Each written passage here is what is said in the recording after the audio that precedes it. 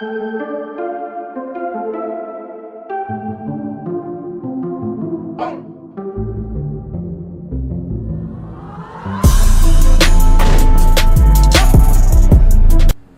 going on, everybody? Apologize for the noise in the background. I'm outside with it today. Why? Because it's nice out, and I like recording outside when it's nice.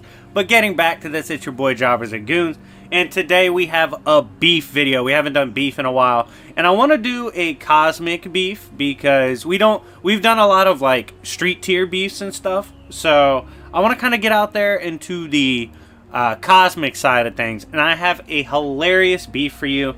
It's actually a pretty funny one because it was misconstrued by a lot of people in the power scaling community for a long time, and it was used to wank certain characters. So we're going to talk about this particular beef that caused a lot of controversy in power scaling, and this is Trigon versus Presence, the beef. I hope you guys enjoy, and if you love videos like this and would like to see your favorite character or story on either this channel or the coffee shop, you can either comment down below and hope I one day cover it, or you could simply purchase it and add me on Discord to hit me up about it. But anyways, I hope you guys enjoy this, and without further ado, let's begin. And I know what you guys are thinking. If you've been a long time member of my channel, you'll be like, dude, how does Trigon beef with the Presence? First of all, we do have to give some credit to Trigon. He was talking his shit in this run. Like, he definitely thought there was a vibe, but there wasn't for him, unfortunately. So let's go ahead and get right on into it so you guys can see how funny this story is.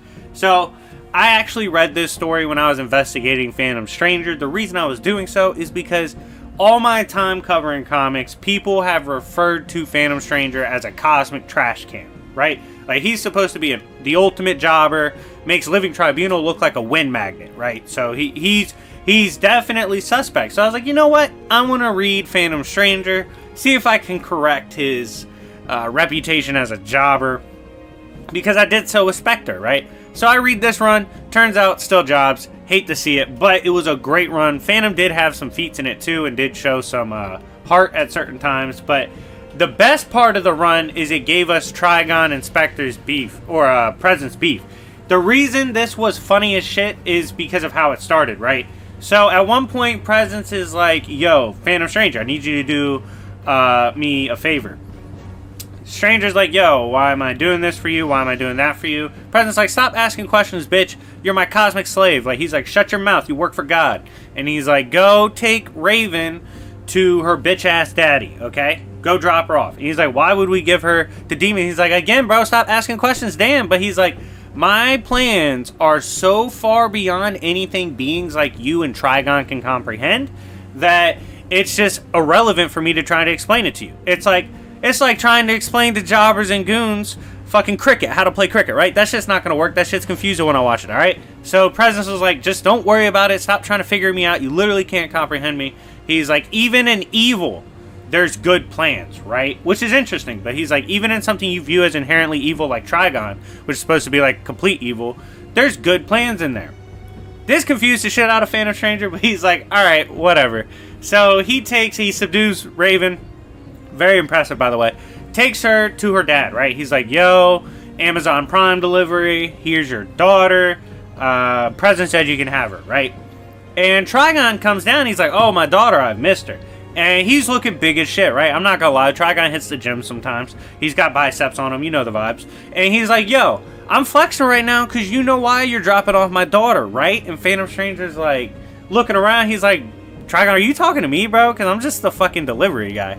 And Trigon's like, nah, you know why you delivered her, right? You know why you had to bring her to me, right? And Phantom Stranger's like, bro, I don't know why. And I'm gonna be honest, as a reader, this should have been my first warning how this beef was gonna go. But Phantom Stranger, because if y'all don't know, Phantom Stranger is kind of a bitch, right? Like, he doesn't ever really step to anybody. And he's like, yo, first of all, Trigon, watch your mouth. Like, I don't know why you're getting brave with me. You know I don't fight people, so I don't know why you're talking shit to me. Like, I'm not gonna do that. And he's like, secondly, I don't try to understand what Presence does. I can't. I literally can't fathom his plans. So I'm just the delivery guy. So stop. And Trigon's like, all right, bitch. He's like, let me tell you why you're delivering my daughter. And Trigon's like, Presence knows if he doesn't bring my daughter back, I will come to Heaven's Gates with my army, break it down, take her back, and there's nothing Presence can do about it. Because he knows what would happen if I fight him. And Phantom Stranger's like, bro, that's a dope-ass speech, but no one believes that shit. And Phantom was like, dog, I don't know his plans. I agree, but I also know he's not copping a plea deal with you. So I don't know why you're trying to say that. He's like, look, just take your daughter back, go on your high horse or whatever, believe what you want, but come on, dog. Like, Phantom Stranger's like, keep it a buck. You know Presence isn't scared of you. And Trigon's like, nah, bitch, he's scared. So that's really the foundation. That's like the jump off point, right? Live chat, let me know what you think of the jump off point. I thought it was a hilarious exchange, especially because Phantom Stranger never talks shit. But he was mad at this point. And so the story goes on. Phantom Stranger's doing all these missions trying to redeem himself. Because if you don't know, it's implied he's like Judas, the betrayer of the Son of God.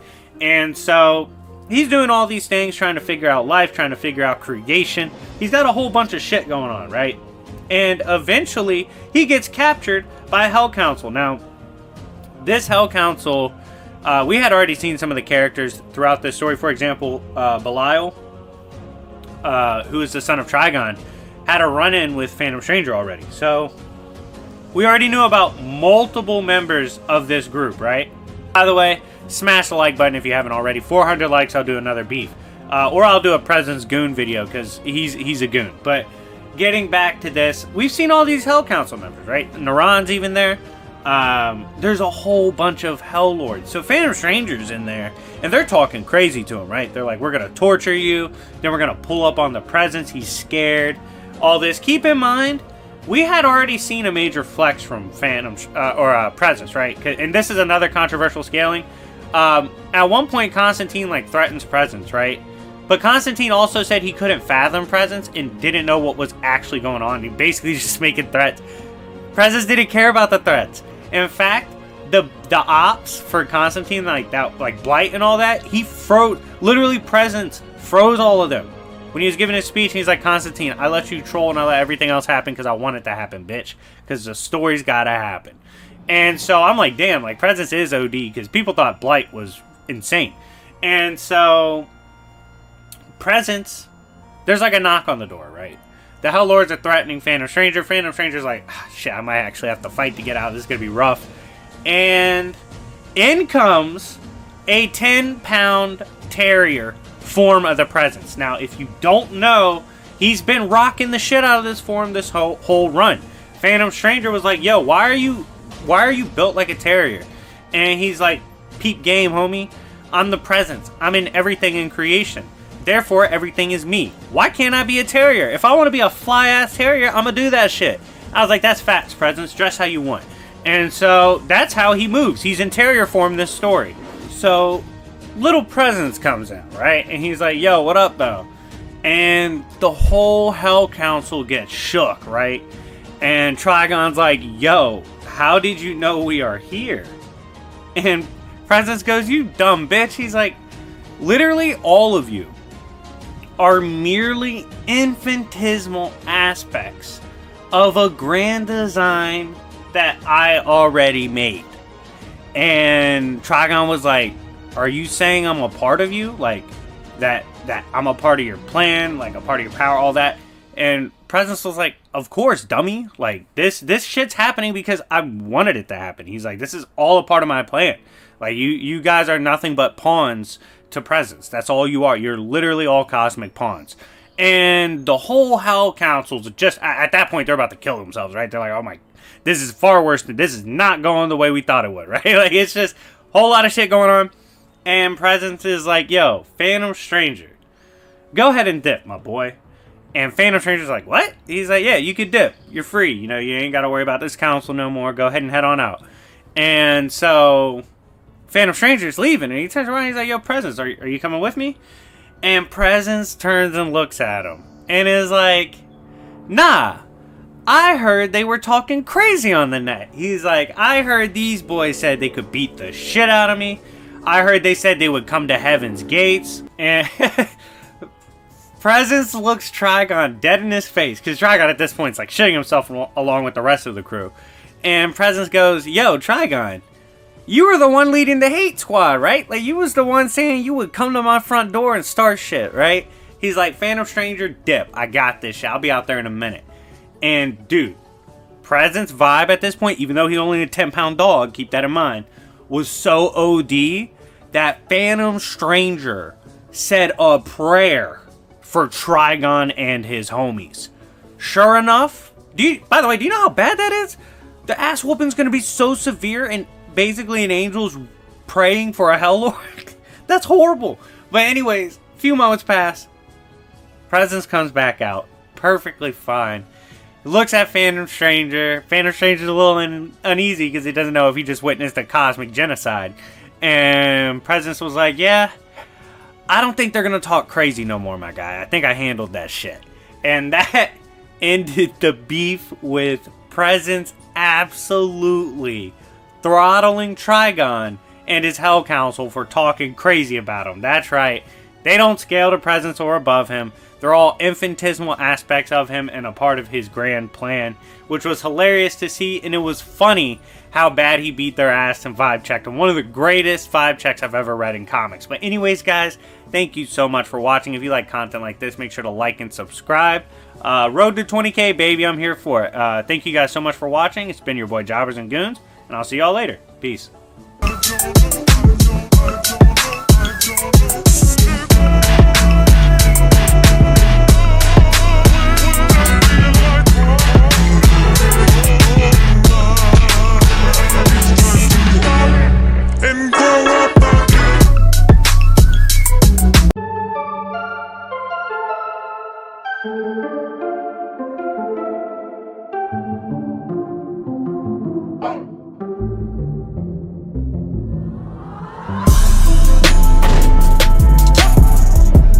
Hello, beautiful people. Apologies in advance if you hear any background noise, although obviously I have music playing, so I doubt you will. But I'm outside with it today because it's beautiful outside, and it's a vibe when I get to record outside. So, that's why I love the summer, man. Now, getting into this, it's a happy Easter to those that celebrate. And if you don't celebrate, have a wonderful Sunday and watch this video anyway. And run the likes up, by the way. 400 likes, I'll do another one like this. So, just simply put, I want to do a video today. Marvel Humans drops tomorrow. I want to do a video that's fun, right? Like, just a funny-ass video. And something that's iconic, right? Like, just something that could be an iconic part of the channel. And to me, this beef has been spoken about several times on my channel. It's one of the funniest comics to ever be written. And I just think we have to add it to the beef series. It's perfect. And one of the characters in it is a Hall of Famer on my channel. So, let's get into it. This is the beef video between Luke Cage and Dr. Doom. Sit back, relax. I hope you guys enjoy my narration. And without further ado, let's begin. So, what is this story? This is a throwback story back in Marvel when they couldn't get canceled, right? They could post whatever the hell they wanted to. And this was in Power Man, which obviously is Luke Cage's old name. And I probably read this story like 20 times. It's one of the greatest things ever. So, Luke Cage, if you didn't know, is someone you can hire in New York, right? He's someone you can trust to get the job done. Why? He has unbreakable skin and super strength. Obviously, not too many people are fading him. So, he gets approached, right? And he's told, yo, there's a guy who wants to hire you. He's going to pay you like $200. He needs you to go get his boys. And he's like, all right, like that's cool, I guess. Like, well, like what's going on? So shit gets weird, right? Like, so he goes to get them, and when he's getting these people, they turn out to be robots. Like, he's fighting robots. He's like, what the? Like, so Luke is brawling with robots, but he's like, all right, whatever. Like, that shit's weird. I don't know why this is going on. Goes back. He finds out, right, that these were Doombots. So what happened was, these Doombots left Latveria, and they came to America, went to the hood and turned themselves black. Doom's not black. Most of his bots aren't black. His civilians aren't black. So he can't just send them there to get them back, right? Like, they'll stand out in the hood. That's why he hired Luke. W's in the live chat for Doom not caring about getting canceled, bro. Yeah, oh god, this was just glorious. And smash the like button if you haven't already. So, Luke handles this anyway, you know, despite having to fight bots and shit. And he goes back to get his money. He goes to the hotel, which is supposed to be the meeting place, to get his money, right?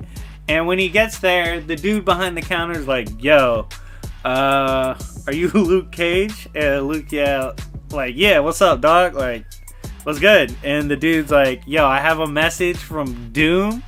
He said good looks on handling his bots, but he's not gonna pay you, my guy. Like, Doom said you can kiss his ass. He's out. And Luke is like, bro, what? I'm not going out like this.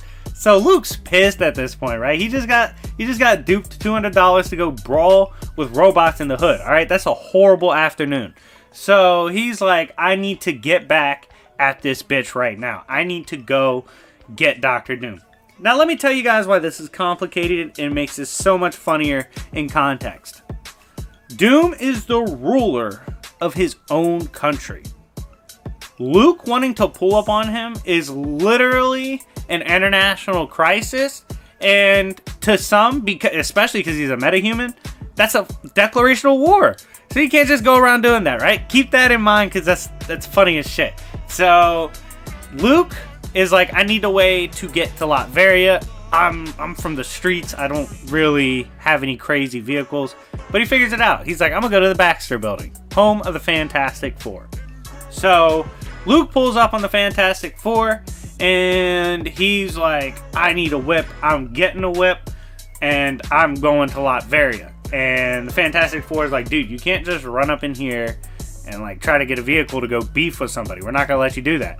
And Luke's like, bro, I'm taking a vehicle to Latveria, whether you like it or not. And this starts a brawl. This boy Luke, let me tell you guys, motivated Luke Cage is a mythical fighter. Like, we just unlocked him in this story. So, he puts in work against the Fantastic Four. This is the same thing that knocked out Silver Surfer with one punch and brawled with Hulk, right? Luke Cage is brawling with all of them. Eventually, Fantastic Four is like, yo, we need to calm down. And he's like, all right, Luke, just take the damn plane. Bring it back. Please, please don't be crazy. And he's like, all right, bet. And he dips, right? So he takes the plane and he's, oh my god, it's a great story. He takes off and he goes to Latveria. When Luke gets there, this shit is not that simple. Luke arrives in Latveria. Obviously, this is a country that's very locked down and secure because Victor Von Doom's the ruler. Obviously, a tier 4 goon. And so Luke meets a rebellion faction, right? And they're like, yo, we're trying to get back at Doom and start a rebellion in the country. And Luke's like, yo, funny enough, he owes me $200. So let's fucking do this. So he joins a rebellion. W's in the comment section for Luke doing whatever it takes to get his fucking money, dog. So he joins the rebellion and manages to get to the Castle of Doom, right? And when eventually he's in there, and he's trying to get to the throne room, Doom's like, yeah, let him up. Let him come through. So Luke arrives at Dr. Doom's room, right? And Doom gets up and he's like, yo, my guy, here's the funny part, right? He's like, when I heard there was a black guy in Latveria wiling out for respect, Doom was like, I knew it had to be Luke Cage. And Luke's like, where's my money, honey? And that's one of the greatest lines ever, by the way. So at this point, and you know, by the way, let me know in the live chat if you think Doom should get canceled for how he's approaching this subject. But he goes, but here's the thing, bro. You might have come here and done all that wild shit, but I'm not giving you your money. I'm Dr. Doom. And Luke's like, alright then, I guess I'm gonna have to beat it out of you, bitch. And swings. and proceeds to start a brawl. Now, everybody, if you have the chance to stand up right now and watch this hype shit, do so. But if it looks weird because you got people around you, don't do that shit because you'll get judged. But getting back to this, Doom and Cage are brawling, right? And Doom's giving a speech. Doom's like, bro. And Doom's saying shit me and you would probably think of, right? He's like, dog, I've fought the Fantastic Four. I've stolen cosmic powers. I bullied Silver Surfer and put him on notice as a jobber. He's like, I've done a whole bunch of crazy shit. And Luke was like, but have you fought Luke Cage? And Doom's like, what? And like I said, motivated Luke Cage is a mythical fighter. So he starts throwing bungalows at Doom and just ignoring whatever Doom's throwing at him. He's like, oh, I have unbreakable skin. This shit don't matter, cuz. And he's just swinging on Doom. This brawl proceeds until eventually Dr. Doom's like, all right, bro. Like, relax. For whatever reason, I can't beat the shit out of you today. Writers must love you. He's like, just take your money and get out. Tell me why obviously Doom's a fucking billionaire. He has the money. He has $200. He gives it to Luke, and Luke was like, all right, cool, and dips. He joined a rebellion and dips once he gets his 200. And was just like acted like it was cool and just leaves. I was like, what? So then he gets on his plane. He goes back to New York, and then he drops it off at the Baxter Building. And when he does that, he gets confronted, obviously, by the Fantastic Four. And they're like, yo, Luke, we've watched the news. We've seen, like, there's some black dude in Latveria, and he was doing crazy shit. Like, we don't want to be those guys, but obviously it was you. And they're like, yo, what happened? And Luke just kind of looks at them, and he's like, I already dropped the plane off. I'm not gonna snitch though. Peace, bitches. And he's just out. Luke's like, I'm not saying shit, dog. You can't prove a thing. And dips and brings it into one of the greatest stories ever written in comics, back when they truly didn't care if they were gonna get canceled. Shout out to old Marvel Comics for having wild ass stories. But anyways, guys, that's it for the beef. Obviously, in my opinion, Luke Cage won this beef. He was just amazing throughout this run.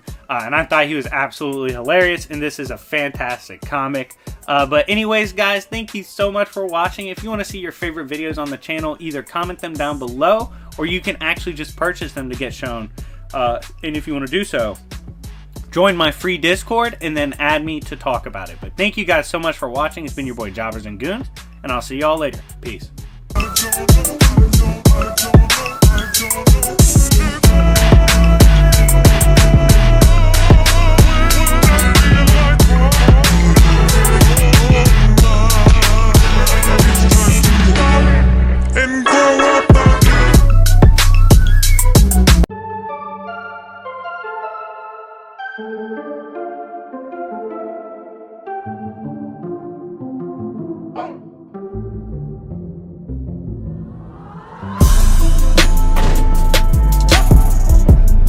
Alright, so last night I said I was feeling negative, but I actually woke up today feeling amazing. So I decided I'm going to go ahead and do Black Panther vs. Deadpool, one of the wildest beefs I've ever covered.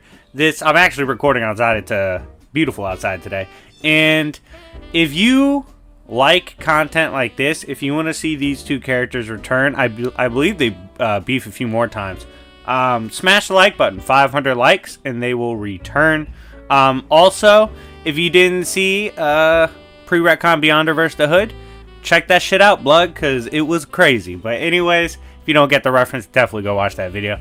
It's a god tier story. But yeah, this is covering Black Panther vs. Deadpool, literally a crossover event. I hope you guys enjoy this. I'm not going to waste your time anymore. You've been waiting for a long time for this. That Hulk jobbing video will be out later. But yeah, let's get right to it. Without further ado, let's begin. So this story basically starts off with Black Panther exploring what it's like to be king and to take the throne. You see, the throne's changed for Wakanda back in his ancestors' time, and for reference, he is currently king of the dead in the story, so he does have those powers. Just keep that in mind. His ancestors were isolated. They lived in their own area. They completely were disconnected from the outside world. It was a different ball game. Now, Black Panther, aka T'Challa, has to rule his throne differently because they're worldwide connected now.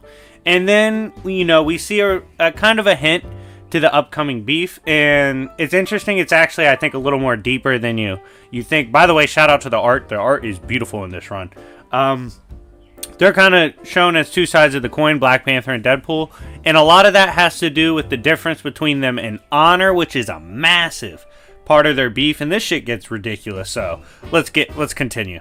We pan over to T'Challa walking, and he's been asking his mom if he's a great king, and he's going around doing good king shit. Like, he's in the streets, walking around, comforting people. Like, he meets a child that's very emotional, and he comforts them, and overall just being, a great leader and role model for the community. But of course, this happy, loving moment and this great kingship moment is ruined and interrupted by Deadpool. When he's like, yo, bitches, this is Black Panther versus Deadpool. Like, y'all need to tune into both sides, and my story is legit.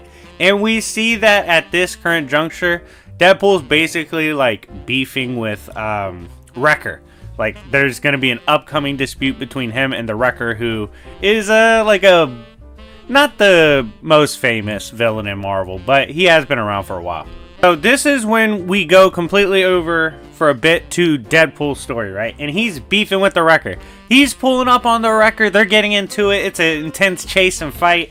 He eventually gets, explosives out, and he handles his business. Bodies the Wrecker, right? And he gets his enchanted crowbar. Now, the funniest part about this was that Deadpool, when he got that shit, he's like, oh, look, an enchanted crowbar. This definitely won't be a plot fucking device later on in the story, which you'll see it does play into the story. But yeah, he got the drop on the Wrecker, was bodying him. But unfortunately, when this occurred, all the explosions happened, he won, but the mailman, the sweet old mailman for the Fantastic Four, was struck by shrapnel and was near death's door. And at this point, Deadpool feels the need to be civically responsible, so this is killing him. He instantly grabs the old man and rushes him to the hospital. By the way, in the live chat down below, predict what leads to the beef between Deadpool and Panther, because I'm sure you don't know by now. It's getting kind of crazy, right? But predict real quick, because it's about to be revealed how the beef starts. Did you predict? W's in the chat if you did. But anyway, let's continue. So Deadpool takes him to the hospital. The hospital's like, yo, this shit's too close to his heart. We really can't save him. And Deadpool's like, dude, I'm civically responsible. There has to be a way you can save him. First of all, this fucking Marvel universe. There's got to be some crazy shit out here you can do. And one of the doctors goes, we could use vibranium therapy. And Deadpool's like, what the fuck is that?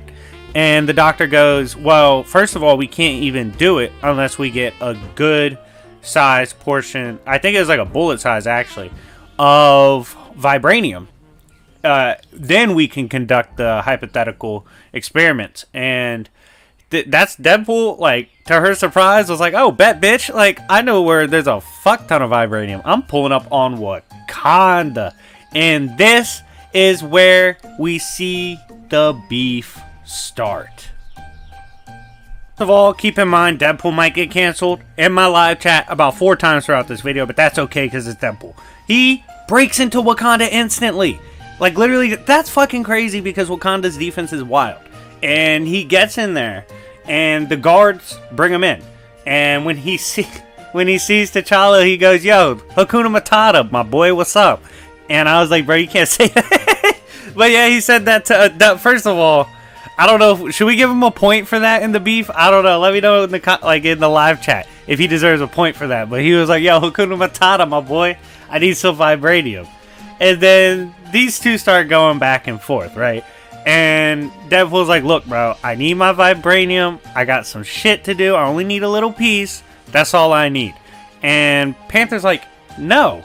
Like, screw off. You're a horrible person. Like, I would never help you.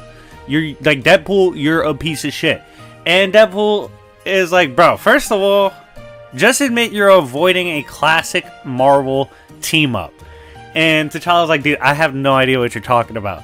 And Deadpool's like, yeah, you do, bitch. This is supposed to be a team-up story. And T'Challa's like, stop. You're being crazy. Like, I'm not giving you shit. Get out of here. You are like, literally a horrible person. And this starts to trigger Deadpool. Deadpool's like, dude, shut up. I'm being civically responsible. I'm here because I'm trying to save the homie. Like, you're being a dick just because of who I was in the past. That's not fair to me, my boy. Like, I'm civically responsible. It's different now. And they get to arguing still. At this point, the argument gets so bad, Deadpool's like, you know what? Fuck it and fuck you. Sparks a brawl. They start brawling immediately. Shuri jumps in, which was kind of whack. Let the boys fight. She kind of jumps in for a little bit of a 2v1. And this star cell energy that they have, this like new tech, blasts Deadpool. So Panther drops him, right? I'm only going to give him half a win because he ran a 2v1. In my opinion, that doesn't really count much for a win. Let me know in the live chat. Do y'all count? How much of a win do y'all count that? I only count it as half a win because it's like, dude, you had the jump to kid. Like that's not that big of a W. So when Deadpool got blasted, he lost his arm too, right? So he's got one arm at this point. It's not healing back, and he gets into a 1v1 brawl with one arm against Black Panther. It's fair this time. However, he gets shredded. Like Black Panther beats the shit out of him. Of course, as you know, he just got blasted. So he was kind of off balance anyway going into it. But during this fight, like when the Star Cell mixes with Deadpool's healing factor, Panther's like, yo, you could low-key lead to medical breakthroughs if you were like a good person and did all this shit. And Deadpool's like, bro, stop gaslighting me, you bitch. And they keep fighting, but yeah, he got mauled in this exchange. So at this current juncture on the scoreboard, we have it 1.5 Black Panther to 0.5 Deadpool. Deadpool gets half a win because he broke into Wakanda and he said Hakuna Matata. That was funny as shit. I'm giving him a half a W for that. Half a win to Panther for the 2v1, and then one full win for absolutely mauling him. So that's the current score, with Panther up by 1 point. At this point, Deadpool gets teleported, and he ends up in the desert, basically, on the plains. And he sees these illegal poachers, which includes a dying zebra. First of all, he's not the, biggest advocate, but he is civically responsible at this point. Keep that in mind. So first of all, he was reading their speech bubbles, which was hilarious, but he pulls up on them, and when they get to aggravating him, remember he doesn't have his arm? He cuts off one of their arms to see if it'd stick on his. So yeah, he definitely styled on them for that, and he also cut the head off the zebra to bring its suffering to an end, and you'll see what else for in a little bit. But yeah, no, this story gets crazier and crazier as we go. Deadpool, after folding the poacher, steals their whip, right? And he's off. He's going back to Wakanda. Fuck that. And at this point, we actually see T'Challa's mom pondering, the Captain Americas of the world and all that, and the fact Captain America and Black Panther have fought throughout the ages. And she fears Deadpool more than she fears Captain America, because Captain America is a man of honor. Deadpool is not. He's out here just living his best life. So to her, that makes him very dangerous, which is interesting. Let me know in the comment section, who scares you more, Captain America or Deadpool? They're both on your ass. Who scares you more? Let me know in the live chat. But anyways, getting back to this, and hit the like button if you haven't already. We see Deadpool is driving there, and he's screaming dramatic music louder and louder as he's approaching Wakanda for the upcoming rematch. Meanwhile, Black Panther's training. His mom's actually there viewing the training, And he's folding the Avengers, actually, like going all out. He's beating everybody in the projected battle, which was pretty crazy, even using a hypothetical attack on Hulk, which he admitted had never been used before, but it should, in theory, work. But yeah, pretty impressive feat for him. Now, using old forbidden routes into Wakanda, like secret trading routes, Deadpool breaks in. And when he breaks in, he hops into the building right next to like Black Panther and his mom. And he's like, "Run the fade, bitch, I'm back." And at this point, he's got the zebra's head on his arm. And he's like, "Yeah, we're running the rematch now." And so keep in mind, Black Panther's mom's there, right? So he's like, "God damn, I gotta get my mom out of here." So he starts using projections and dances on Deadpool. He's like, "Nah, I'm not letting this slide." Gets his mom out of there. He then proceeds to 1v1 Deadpool. Beats the shit out of Deadpool. I'm not even gonna lie to y'all. This was a clear beating. Again, he is using a zebra head as his arm. That's kind of hard, but but he got beat up, right? And at this point, T'Challa's like, "Dude, I'll give you your arm back. Just leave forever, because you're really annoying. Like, I don't want you in my country. I'm not gonna help you.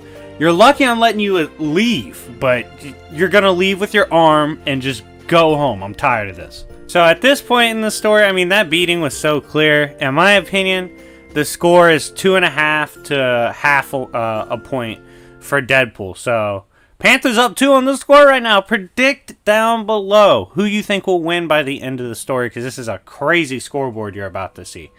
So at this point, Deadpool is still arguing that he doesn't want to leave. He's getting his arm, all that, but he doesn't want to leave forever. He's still determined. And he actually shouts out Wakandan Halloween, like in the middle of their argument after what he called their narrative big fight, which was hilarious. And he also called this part of the narrative as well. He's like, "Yo, I love how we're progressing on the narrative of the story and hitting all our narrative points." And that pissed off Panther. So at this point, we also see Jack-O-Lantern is going to be pulling up, which is another kind of obscure villain in Marvel. So again, because of how funny he was and the fact he predicted the narrative and called it and pissed off Panther with that, I'm going to give half a win to Deadpool. So the score is 2.5 to 1 going into issue 3 of 5 of this story.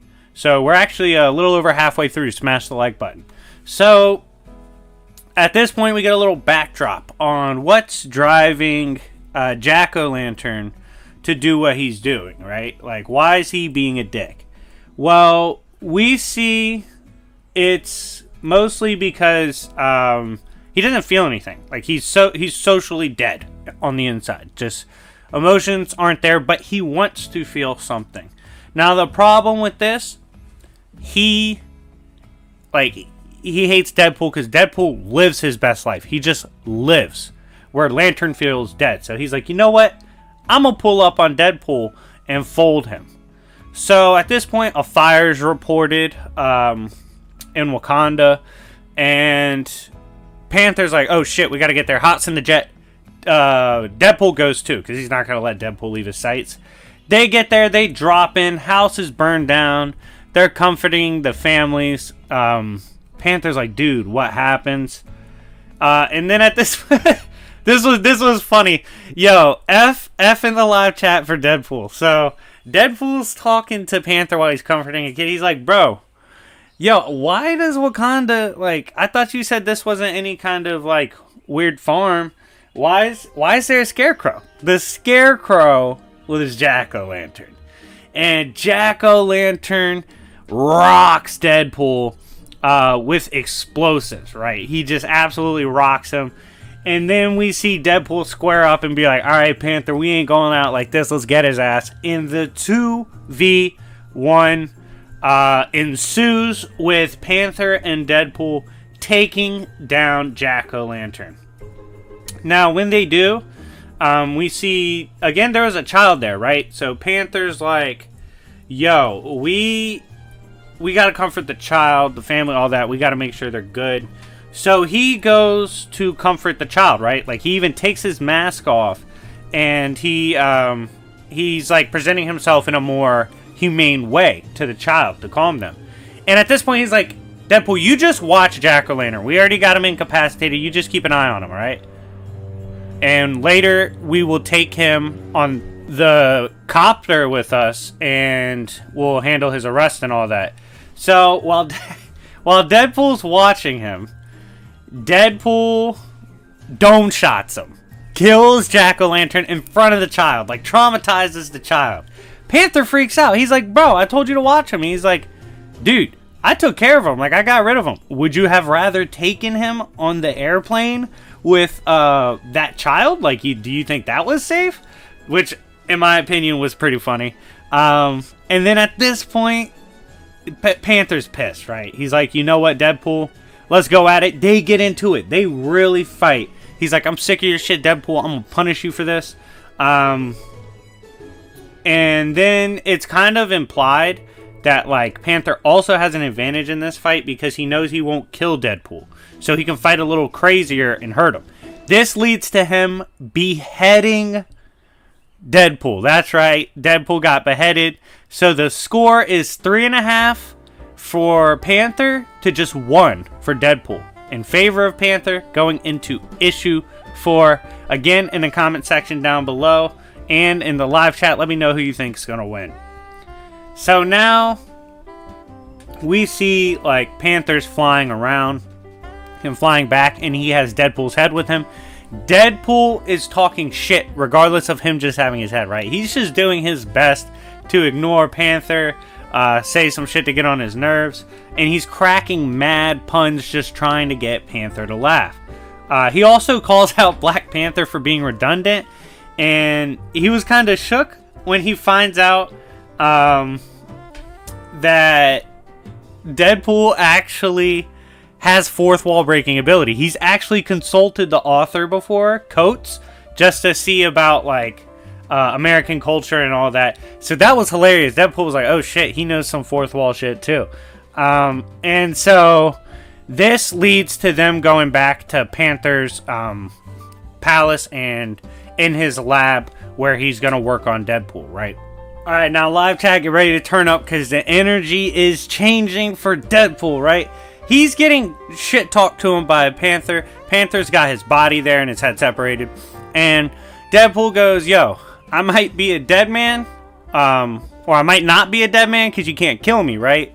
But I got a dead man switch, you dumb bitch. And he blows up the area. Absolutely rocks Panther. I'm talking about this shit was crazy. And he pulls off the rob him. He's like, yo, I'm making a play. You were hating on the kid.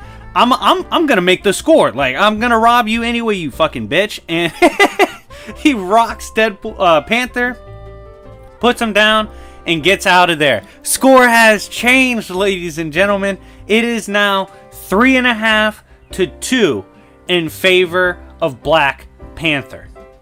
Then we see Deadpool and Black Panther get into it again. Like, obviously, they were gonna fight again because, like, at this point, shit's getting crazy and Deadpool's literally trying to rob him.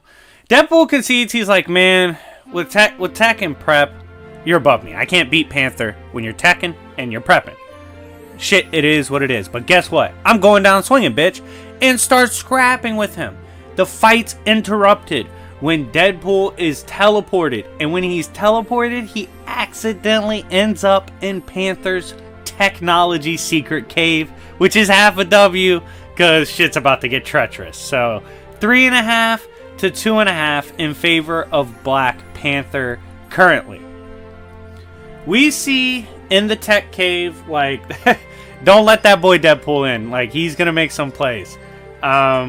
We see when he gets in, there's some serious technology in there, including new suits. Deadpool steals the new tech suit, the new Tech Panther suit, and calls himself Pantherpool. And when Black Panther arrives down there, we see like Pantherpool square up with him, and he's like, "Yo, what up, twin?" And they start scrapping. Like, the brawl is about to get real. And Deadpool's like, "Yo, you was talking mad shit when you had the tech advantage, but look now, like, this shit's about to be real interesting." Deadpool in the middle of the fight, gets teleported again. And when he gets teleported, he ends up in the epicenter of vibranium. Now, let me tell you what this means. This is literally a mountain full of vibranium located in Wakanda. This is their source. All their vibranium's here, right? And Deadpool's looking around, and he feels the crowbar. It's the crowbar starting to interfere with what's going on around him, and he's like, oh shit. He's like, damn, it's crazy when you see the plot going in your favor, and everything starts to vanish. And predict what happens down below. What do you think's about to happen? Let me know. Let me know in the comment section, because this is crazy. But yeah, at this point, you're about to see one of the greatest chain snatches in history occur. W's in the live chat. This is 3.5 to 3.5. Tied up. Going towards the end of this run. It's getting crazy now. Make sure to smash the like button. We then see Deadpool was confirmed to have stolen the whole damn mountain.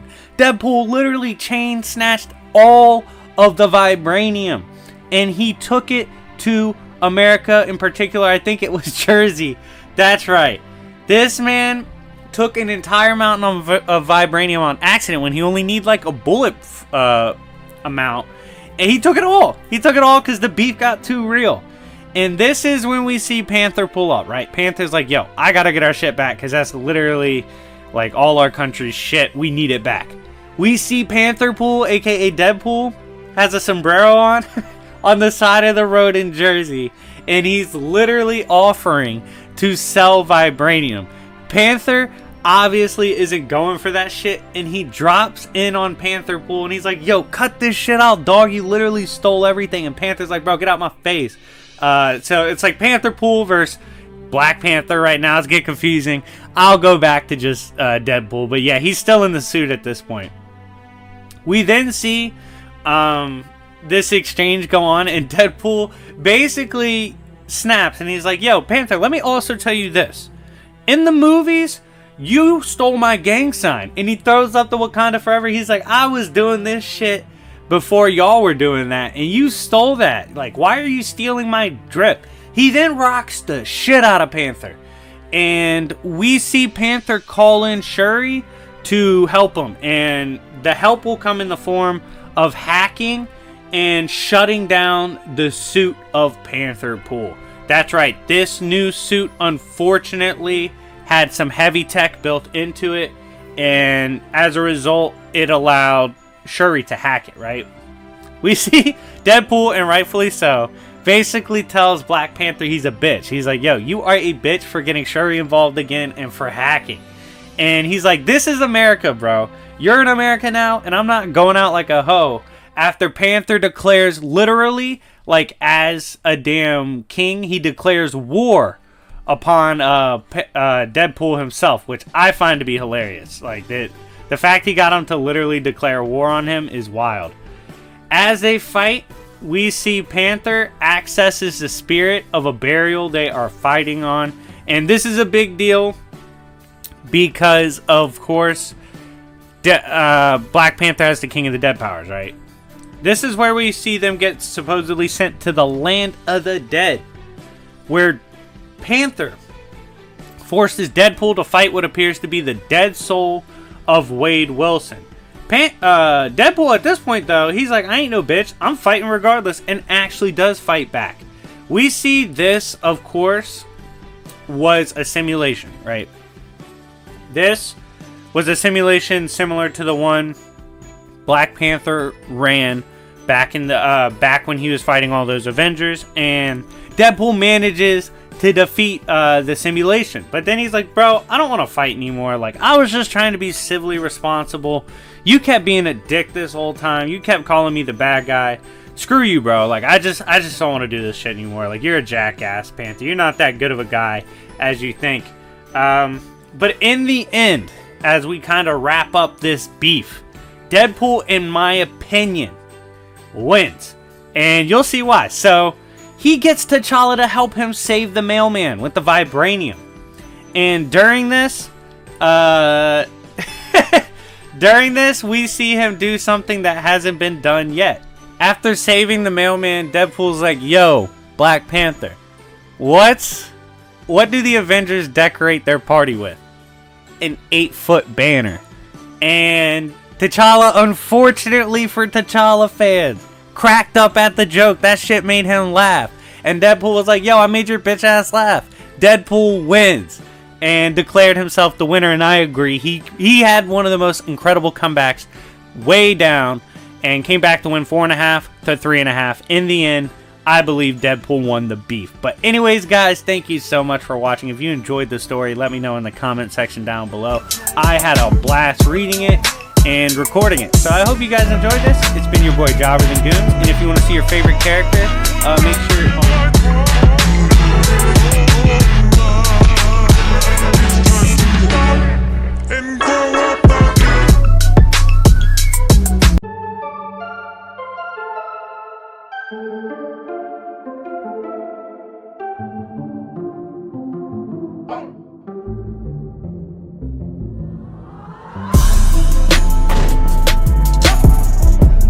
Alright, so I haven't dropped a beef video in a little bit, and you know, Black Panther vs. Deadpool is definitely not canceled. That's coming out, of course.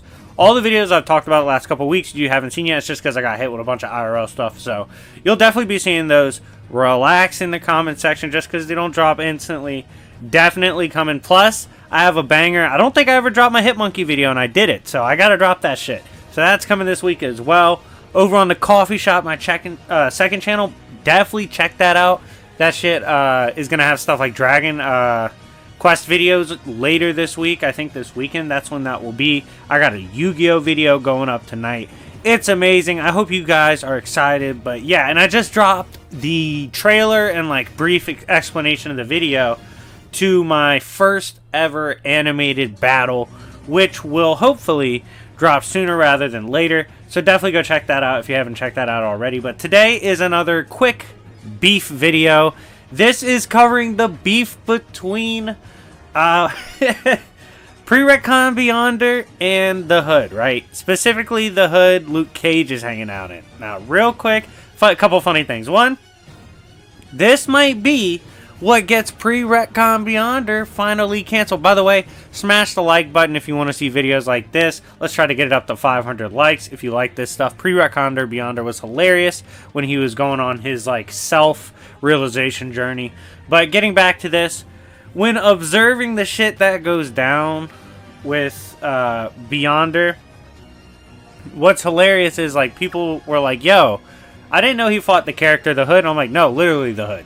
So it's definitely, he's not fighting the character. It's the Hood, and you'll see why. But yeah, as we watch this, let me know in the live chat, the live premiere, if you think Beyonder would get canceled if this shit dropped today. It's hilarious. But yeah, without further ado, I'm going to explain and break down how Beyonder came to beef with Luke Cage's Hood. I hope you guys enjoy, and without further ado, let's begin.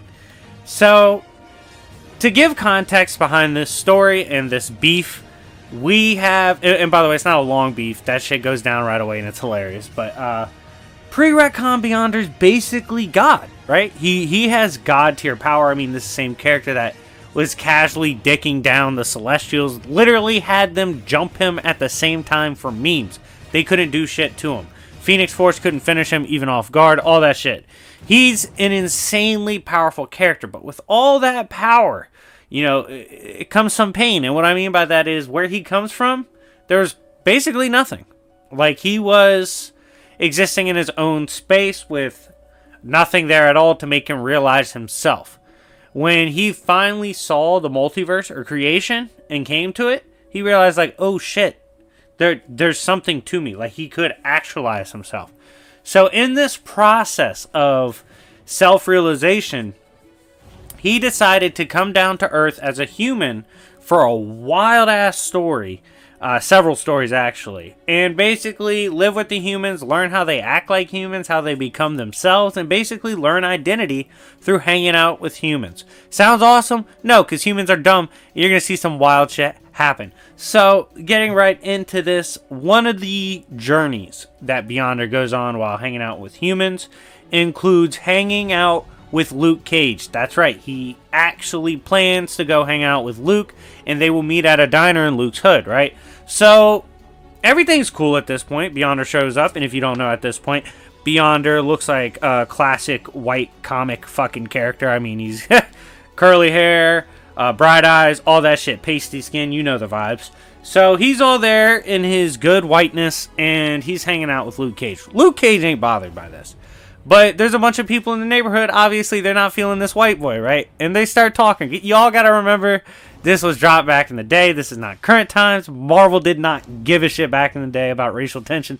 It was hilarious. It led to some wild-ass stories. But, so they're eyeing him, right? And Luke and Beyonder are going back and forth. Keep in mind with context, Beyonder's still trying to figure out how humans work. Mentally, how they operate. So he's talking to Luke, and they get to ordering food. Luke gets whatever the hell he's getting. See, Beyonder says some corny shit. He's like, I do believe I'll have a side of collard greens, some shit like that, right? And there's a group of black dudes at the other table, and they're like, bro, like, what's this white boy doing? He's goofy as shit. And Beyonder's like, yo, Luke, why are they laughing at me over there? Is it what I said? And Luke's like, he looks back, he's like, nah, bro. He's like, real shit, I'm not trying to hurt your feelings. It's not what you said, it's the face that said it. And Beyonder's like, what? You think I'm ugly? I thought I was a bad bitch. And he's like, nah, talk about skin, homie. And this is interesting. After reading this again, and shout out to my member and mod in my server, Tuck, for making me remember this beef, because it's fucking wild-ass beef. But it was crazy. When I was reading this, I was like, I wonder if Beyonder's actually making some low-key, like, underlining narrative about how dumb humans are. Because he basically goes, yo, so they are laughing at me because, and humans, like, laugh at others and judge others because of cellular pigmentation? And Luke Cage was like, what the hell, like, don't try to style on me, bitch. What's that mean? Stop using big words. And Beyonder's like, relax, dog. I meant, like, you know, skin color. And Luke was like, unfortunately, skin color matters, bro. Like, it's America. And Beyonder's like, oh, shit. Well, very well. And in front of everybody, transforms and black faces. That's right. But he took blackface. And W in the chat for Beyonder having the balls to do this. I know he's outerversal, but holy shit, this is crazy. So, you know, blackface, it'll get you canceled these days, or attempts to get canceled. Well, he took it to another level. I'm talking about, this is the purest form of blackface. He changed himself on a cellular level and pops out with the fro, right? Looking fresh as fuck. Looking like he was an undercover brother, right? And the table next to him was like, what the fuck is this guy doing? And so the same dudes that laughed at him were like, yo, real shit, this, I don't know how he did that, but he's trying to be funny. Like, he's trying to fuck with us. Like, the white dude's being funny. And so they pull up. This is crazy. I'm not even making up half this dialogue. I swear to God. I promise. I'll show you all the skins. So they pull up and they're like, yo, white boy, like, why are you playing with us like this? Like, why are you trying to press us? And Beyonder looked at them and was like, check it, blood. I can't believe his dumb ass said that. Starts trying to basically mimic how he thinks they talk, right? Just shit he's seen. Straight up stereotyping to get the W, right? Well, these dudes look around at each other at this point. I don't remember if it's even clear if they were an actual gang, which makes it way worse. They might have just been tough guys, because Luke does talk to them in a minute, you'll see. But anyways, so they're going back and forth with Beyonder, and they look around, they're like, bro, this dude's really trying to be fucking funny. The leader of the group rocks the shit out of Beyonder. I'm talking about throws the nastiest hook, draws blood and everything, knocks his ass to the ground. We're going up on the score for the gang because they pulled up on Beyonder, baby, and they swung. Shout out to Marvel Humans. By the way, that video will be dropping eventually, the Marvel Humans Goon video. That's going to be epic. But getting back to this, oh my God, this is a wild-ass encounter. So they're getting ready to jump the shit out of Beyonder, right? And Beyonder's like, bro, Luke, what'd I do? And Luke's like, dog, you can't just, like, turn black in front of them. That shit, they're not that doesn't make sense. You're trying to be funny with them. That's how they go about it. And so he like knocks him back, and he's like, bro, back off my mans. Like he didn't mean to try y'all like that, but you need to relax anyway. And the dudes are like, damn that, bro. This clown's trying us in our neighborhood. Luke's like, bro, fuck it. I'm gonna fight y'all because y'all give the neighborhood a bad name anyway. And he has to scrap the gang because they were about to jump Beyonder. This shit was hilarious. And y'all gotta let me know, was this a W for Beyonder and L? Personally, for me, I mean, the gang swung, they dropped his ass, and it caused Luke to have to jump in. I mean, I'm giving this one to the random dudes in the diner because they definitely were with it when Beyonder tried them. Or do y'all think Beyonder was funny enough trying to emulate lingo to clutch the W? Let me know in the live chat, and let me know in the comment section down below. And let me know if you want to see any more of these wonky ass stories on either the Beef or a new series I'll do, Goon Tales, which, you know, eventually, because, you know, I'm going to do Punisher. By the way, Garthinus Max Punisher won the poll between Ennis and Aaron.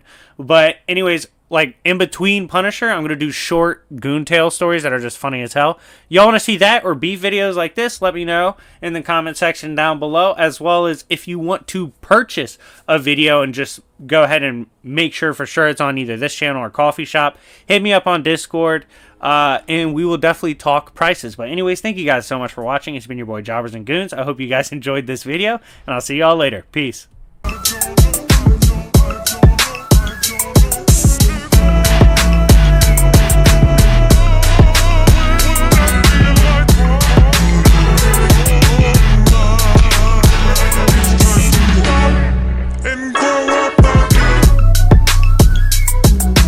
What's up, everybody? It's your boy Jobbers and Goons, and today we haven't done a Beef video in a really long time. And what better way to get into some beef than to review, in my opinion, the most underappreciated, most underrated beef in manga history. I'm talking about Hoken versus my boy Shin from Kingdom, one of, in my opinion, best manga I've ever read. It's amazing. Join my Discord if you want a copy of it, and to be able to read it, because like I said, one of the greatest stories ever, and it's just lit from chapter 1 to on. Like, it's just off rip amazing. If you want to see your favorite character here or on my second channel, the Coffee Shop, hit me up on Discord to talk about purchasing. I'm selling a video package as well. 3 videos for only $50, so definitely hit me up. And yeah, this is going to be a beef video highlighting Shin versus Hoken, one of the craziest beefs in the series. And if you are a fan of Kingdom, beefs in general, and manga, get this to 200 likes. And I'll do another one similar to this. But anyways, getting into this, even if you haven't read the series, this is still an amazing beef to watch because shit gets real, okay? And I'll give you enough description that you'll understand what's going on. I'll paint the picture, and we're going to go ahead and dive on in. I hope you guys enjoy, and without further ado, let's begin. Now, to provide some context, this manga is about the Warring States, right? And the Warring States of China back then, it was not a unified country.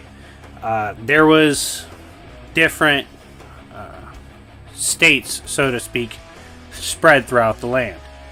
And there was a prince who wanted to eventually unite all the states under one to unify the country. And there was a war orphan named Shin, who all he wanted to do was become a great general of the heaven with his best friend who lived with him.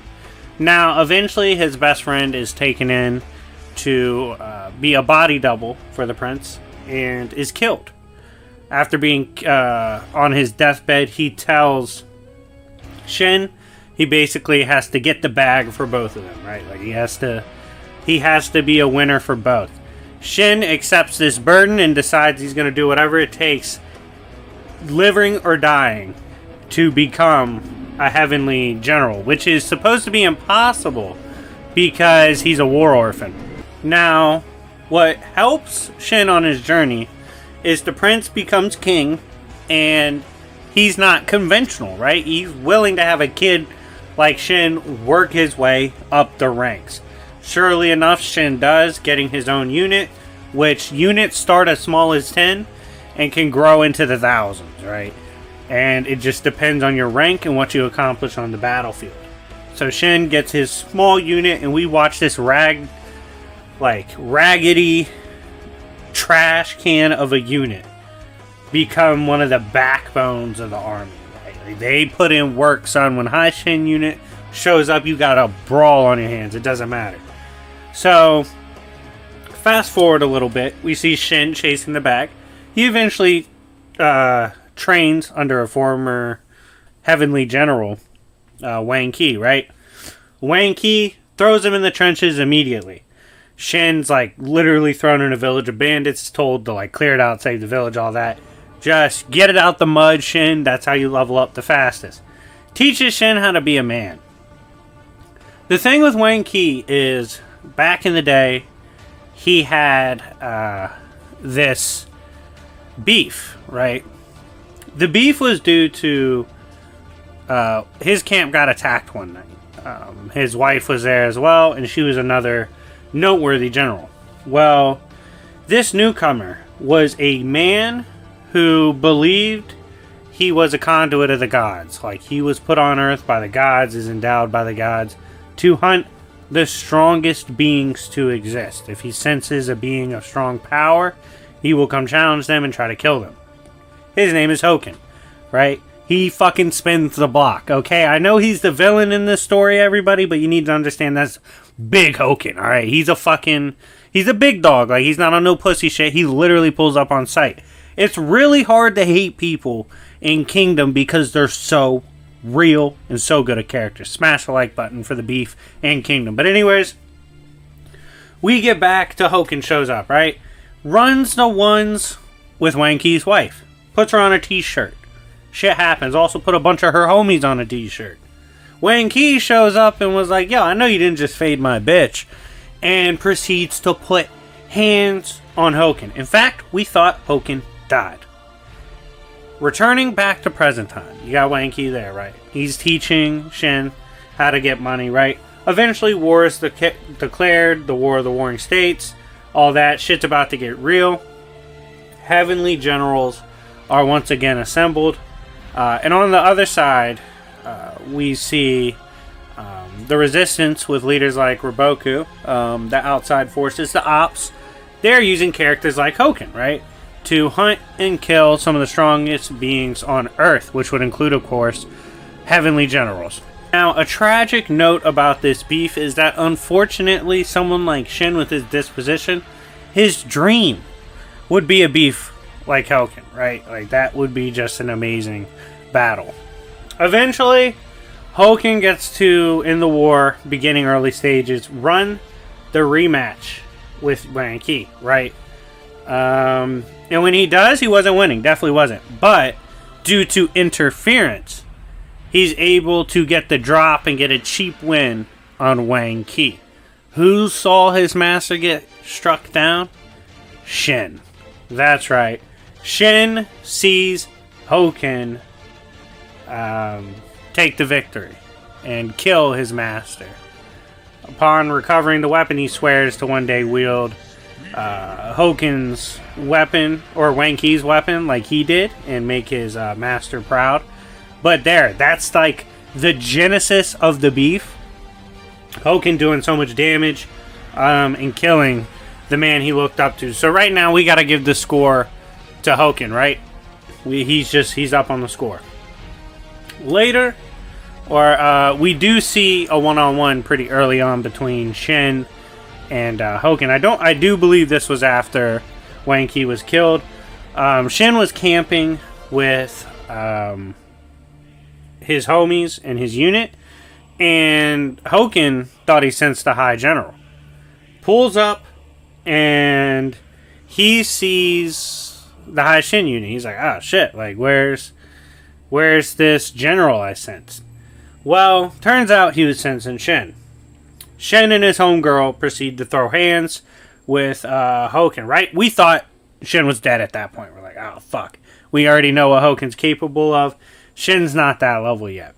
Well, of course, Shin and his homegirl get ragdolled, but they do show some promise, putting up a fight. But ultimately, he dips and it's clear. And that first exchange between the two, Hoken bitched him. Way stronger, even with his homies jumping in. Hoken takes the advantage. So right now, he's up on the score 2-0 in the beef. Later, during the war, the crafty and super intelligent Roboku is going at it with Duke Q, right? Duke, who is kind of mentoring Shin at this point.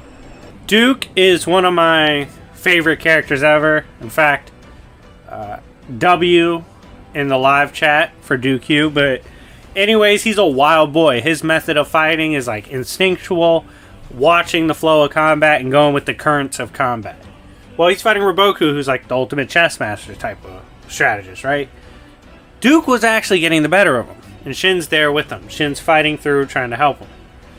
Duke eventually is going to get the drop on Roboku, but before he can, Hoken shows up. That's right, the big fucking bully Hoken shows up once more, and Shin's like, you gotta be fucking kidding me, this guy's back again. And Hoken, in order to stop Roboku from being killed, puts hands on Duke. So, at this point, Duke Q, God bless him, he's a fucking G, right? He's gangster as hell, but it's not enough to beat Hoken. Hoken's just another level. They're going back and forth, and eventually, before he's killed, he puts Hoken in an arm lock and breaks his arm.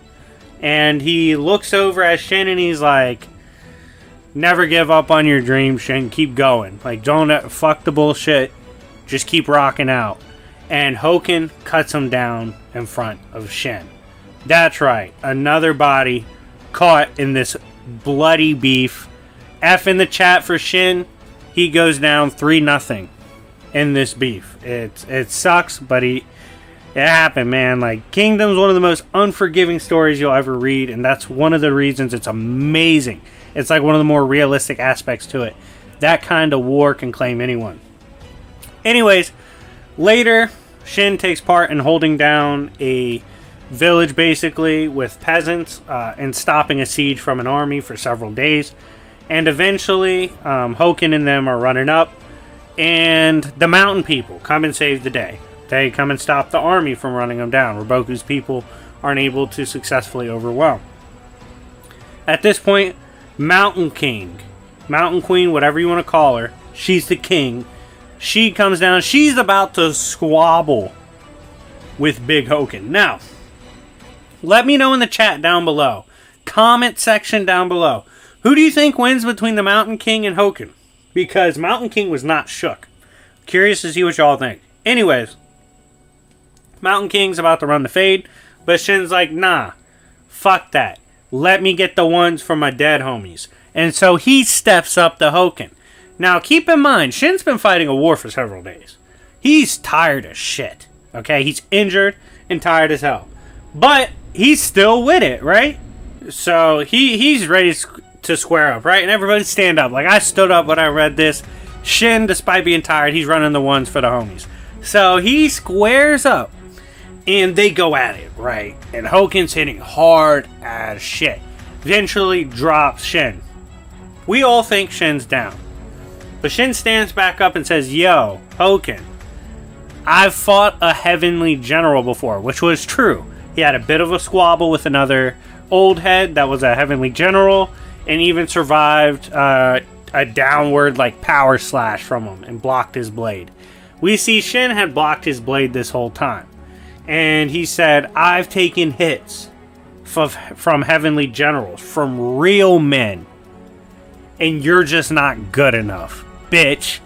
And Hoken was shook because Big Shin was no longer like bowing to his bullshit and started screaming, and the crowd goes crazy. They're like, oh my god, Shin has glowed up before our very eyes. Like, he really is about to get back.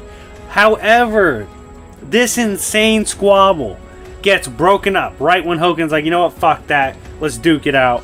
The fight is interrupted as Roboku deems it strategically stupid to stay there because they could get overrun. So they retreat, right? And we're like, oh no, the beef's over. No, it's not. The score is now 3-1 because Shin ethered him in front of that crowd and held him off. They eventually meet up again on the battlefield. This time Shin's leveled up, new weapons, new gear. He's putting on for the city, rocking the chain, and putting on for his boys, right? He's ready to prove that he became the man Wang Qi wanted him to be, that Dooku wanted him to be, right? He's ready to ride. Runs into Hoken. They start fighting again. Shin eventually, like at one point in the battle, he's just like, fuck this. Do or die, I slide. Eventually puts down Hoken, overcomes his biggest op, right? This, obviously, like, exertion from this war, battling someone like him, even kills him at one point. His homegirl has to save him, but Shin was like, fuck that, I'm not losing this 1v1, I'm clutching it for the hood. And indeed, Shin eventually puts down Hoken, bringing the score 2-3, still in the favor of Hoken, as he died at the end of this beef. Anyways, guys, the score came out to 2-3 in favor of Hoken. Do you believe I should have given extra points to Shin for putting him on a t-shirt? Should that have been a super bonus? Should the come up have been more of a bonus? Let me know in the comment section down below. Technically, due to the bodies he dropped and the amount of times he was able to thug it out, Hoken had a lead and wins the overall beef, but Shin did eventually put him on a t-shirt. So let me know who you think really won in the comment section down below. Anyways, guys, thank you so much for watching. Make sure to check out my second channel, The Coffee Shop, as well as all the members of the Coffee Shop group that I have. And thank you guys for your support. We're on the road to 20K, so subscribe if you haven't already, and I'll see y'all later. Peace.